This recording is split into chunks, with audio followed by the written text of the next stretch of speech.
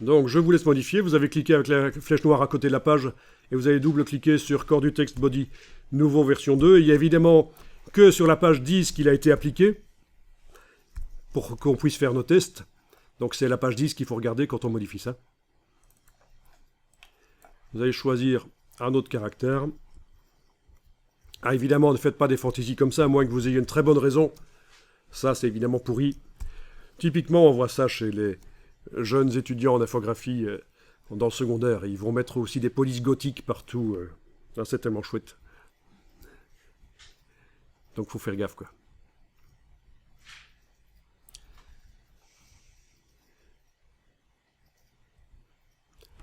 Alors, pour vraiment juger du résultat de la police, bah, il faudra imprimer sur une imprimante laser noir et blanc pour vraiment voir ce que ça donne. Et peut-être faire différents tests, différentes tailles de corps et décider en voyant sur le papier à quel point c'est agréable de lire ce texte s'il est destiné pour le papier. Si c'est pour une tablette, vous devez tester ça pour une tablette, sur une tablette. Ok. Alors, attention au niveau de l'interlignage.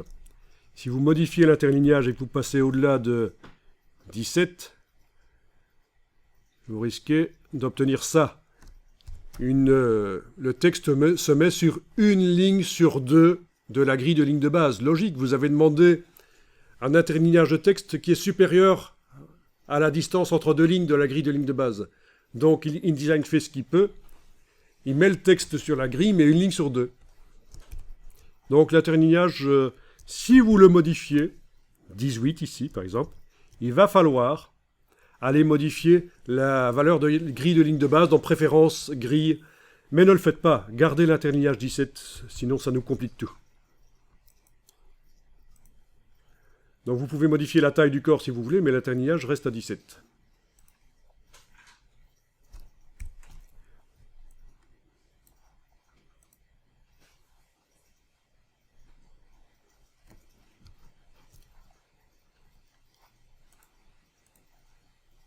Bon, j'enregistre le document.